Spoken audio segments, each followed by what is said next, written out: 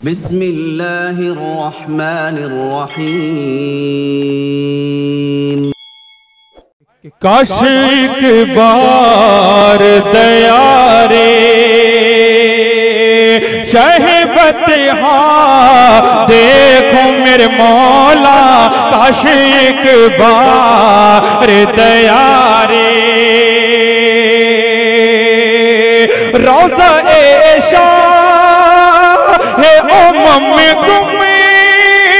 پت خزنہ دیکھو امت کی اولاد کو کربلا میں ذبح کر دیا گیا امت کی اولاد کو کربلا میں ذبح کر دیا گیا حضرت حسین اور صرف حضرت حسین کے بارے میں تو ہم سنتے ہیں کہ وہ کربلا میں شہید ہو گئے جانتے ہیں وہ کتنے تھے وہ لوگ 72 تھے ان میں یہ 7 بھائی تھے حضرت حسن اور حضرت حسین فاطمہ سے ہے پھر ان کے علاوہ جو اور بھائی ہے وہ دیگر بیویوں سے ہے اس میں تھے حسین بن علی عباس بن علی محمد بن علی ابو بکر بن علی عثمان بن علی عبداللہ بن علی جعفر بن علی 7 ہے 7 بیٹوں کو ذبح کر دیا گیا کیوں حق کی وجہ سے صرف حق کو زندہ کرنے کے لیے حق کو امت تک پہنچانے کے لیے حضرت حسین جب آخری وقت تھا سب سے پہلے شہید ہونے والے آل اولاد میں سے علی اکبر ہے وہ کہتا ہے ابو جان حسین سے کہتا ہے حضرت حسین سے ابو جان کہ میری آنکھ آپ کو ذبح کرتے ہوئے نہیں دیکھ سکتی ہے سب سے پہلے علی اکبر جا کر شہید ہو جاتا ہے ایک ہے قاسم بن حسن جب یہ چھوٹا سا تھا جب یہ تلوار لے کر میدان میں نکلتے ہیں نا تو کافر نے اسے دور سے ہی وار کر کے جیسے ہی وار مارا اسے گردن نیچے گئی اور چلا کر کہا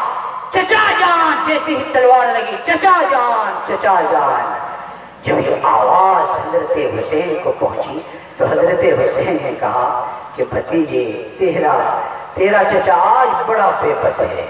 تیرا چچا آج بڑا بے بس ہے کچھ نہیں کر پایا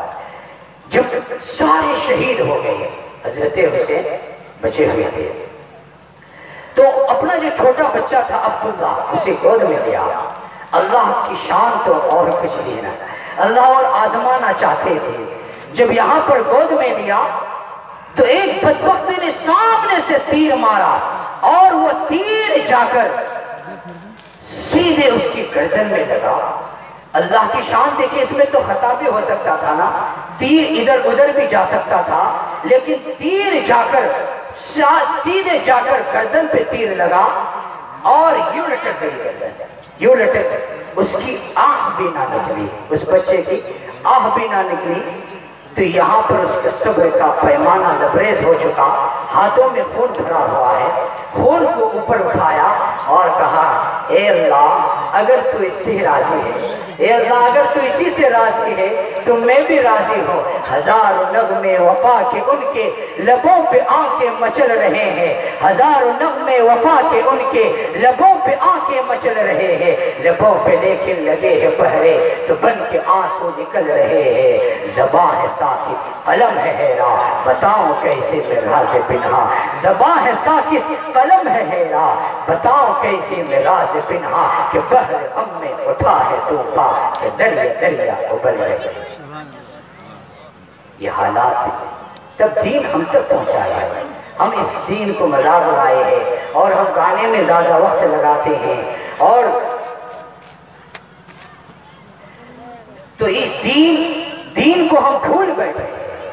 یہی دین ہے میرے بھائی کیا جائے گا ہمارے ساتھ کچھ نہیں جائے گا سارے مال و دولت سب ختم یہی پڑے رہ جائیں گے صرف خالی ہاتھ جائے گا ایک بالشت زمین کی خاطر ایک ہاتھ زمین کی خاطر لوگ خون بہاتے ہیں لیکن موت ہوتی کیا جاتا ہے کچھ نہیں جاتا ہے اس کی وہی چیز جاتی ہے کیا جاتا ہے ان کے ساتھ؟ اعمال جاتا ہے، یا اگر اس نے کچھ اچھے اعمال کیے یا پھر صدقہ جاریہ کیا، مثلا کسی شخص نے مسجد میں 1 بورا سیمنٹ دے دیا، اسی طرح کسی شخص کوئی شخص ہو تو وہ مسجد میں کچھ رقم لگا دیے، یہی رقم یہی مسجد جب تک قائم رہے گی، قیامت تک قائم رہے گی، اسے ثواب ملتا رہے گا۔ یہی تو ہے، ایک آدمی اپنی اولاد کے پیچھے، کھانے کے پیچھے، گاڑیوں کے پیچھے، عیش کی زندگی کے خاطر کروڑوں پیسے خرچ کر دیتا ہے، اس کے دل میں درد نہیں ہوتا ہے۔ کیوں نہیں ہوتا ہے؟ ایمان کی کمزوری ہے۔ لیکن وہی شخص کہے کہ مسجد میں 100 روپے دے دو تو اس کے دل میں درد ہوتا ہے کہ بھائی نے کمایا کیسے اس خرچ کر، حالانکہ اس کی آخرت بنے گی۔ وَلَلْآخِرَةُ خَيْرٌ لَكَ مِنَ الْأُولَىٰ، آخرت تو بہتر ہے نا، دنیا سے بہتر تو آخرت ہے۔ وَمَا الْحَيَاةُ الدُّنْيَا إِلَّا مَتَاعُ الْغُرُورِ، دنیا تو دھوکہ ہے، دھوکے کی زندگی ہے۔ اسی زندگی کو لوگوں نے اپنایا ہے، اسی زندگی کو لوگوں نے کامیابی سمجھا ہے۔ یہی وجہ ہے کہ لوگ دنیا کی زندگی کو کامیاب سمجھ کر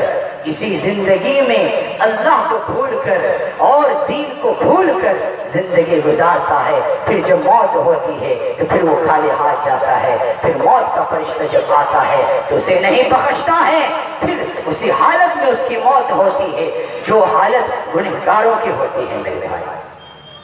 اسی لیے صدقہ جاریہ 3 ہے۔ ایک یہ ہے کہ اپنے بچوں کو پڑھائے، اپنی اولاد کو دین سکھا کر جائے، چلا جائے گا، اس کی اولاد پڑھے گا، اسے ثواب ملتا رہے گا۔ ایک یہ ہے کہ استاد ہے کہ کسی بچے دوسرے بچے کو پڑھا دے، جب تک پڑھے گا اور پڑھائے گا اسے ثواب ملتا رہے گا۔ ایک یہ ہے کہ دین کے کام میں پیسہ خرچ کیا، کسی نے مسجد بنا دی، کسی نے مدرسہ بنا دیا، مدرسے میں کسی نے 100 روپے دے دیا، مسجد میں کسی نے 10 روپے دے دیا اور دین کے کام میں خرچ کیا، کسی غریب کو کھانا کھلا دیا، تو یہ جو پیسہ اس نے خرچ کیا تو یہ پیسہ اس کا ضائع نہیں ہوگا بلکہ آخرت میں اسے ملے گا۔ اسے من جاء بالحسنۃ فلہ عشر امثالها، اللہ فرماتا ہے جو اللہ کے راستے میں، اللہ فرماتا ہے جو ایک نیکی کرے گا تو اسے 10 ملے گا۔ اللہ اگر کوئی شخص اللہ کے راستے میں 1 روپے خرچ کرے گا تو اسے 10 ملے گا، اگر کوئی 10 خرچ کرے گا تو 100 ملے گا۔ تو لوگوں کو چاہیے کہ زیادہ تر اللہ کے راستے میں پیسہ خرچ کرے، اور گانے بجانے میں، قوالی میں، اور دین جس چیز سے دین کے دھجیاں اڑ جاتے ہیں ایسی چیزوں پر خرچ نہیں کرنا چاہیے۔ اللہ تعالی ہم سب کی اور پوری امت مسلمہ کی حفاظت فرمائے۔ بہت سارے اور بھی مقرر ہے جو تعریف کے محتاج نہیں ہے، اور ان کی تعریف کرنا ہی سورج کو چراغ دکھانے کے مانند ہے۔ آپ حضرات بخوبی ان سے واقف ہیں۔ حضرت مولانا منور حسین صاحب چترویدی وہ ہمارے بعد وہیں تشریف لائیں گے، اور آپ حضرات بیٹھے رہے، اور جو حضرات وہاں پر ہے باہر ہے وہ تشریف لائے اور حضرت کا بیان یہاں پر غور سے سنے آ کر۔ اور میرے بھائیوں، یہ زندگی مختصر سی زندگی ہے، ایک صرف بات کا خیال رکھنا، ایک بات کا خیال رکھنا اور ساری باتوں کو بھول جاؤ۔ ایک بات کا خیال رکھنا، صرف جب بھی کوئی کام کرو تو اپنے دل میں سوچنا کہ یہ کام جو میں کر رہا ہوں کیا یہ اچھا ہے یا برا ہے، یہ کام اچھا ہے یا برا ہے۔ اگر اچھا ہے تو اس کا نتیجہ کیا نکلے گا، اگر برا ہے تو اس کا نتیجہ کیا نکلے گا، یہ دل میں ارادہ کرنا۔ انشاءاللہ العزیز زندگی خوبصورت زندگی بنے گی اور دین کے اعتبار سے زندگی بنے گی انشاءاللہ العزیز۔ بہت ساری باتیں کرنی تھی اور بہت ساری باتیں رہ گئی، انشاءاللہ وہ آئیں گے، اور آنے کے بعد بیان کو غور سے سننا، اور جس مقصد کے تحت اس جلسے کو کیا ہے کہ مسجد کا جو کام شروع ہے تو اس میں کچھ آپ خرچ کریں اور کچھ لگا دیں، جتنا بھی ہو سکے، 10 ہے 20 ہے، جتنا بھی ہو سکے آپ لگائیں۔ ان میں 100 روپے ہے، 10 روپے ہے، آپ کا یہ پیسہ ضائع نہیں ہوگا۔ تو ان کا بیان بھی سننا، اور جب چندے کا سلسلہ شروع ہوگا تو آپ چندہ دینا ابھی بھی لا کے دے سکتے ہیں۔ اللہ تعالی ہم سب کو اور پوری امت مسلمہ کو عمل کی توفیق نصیب فرمائے۔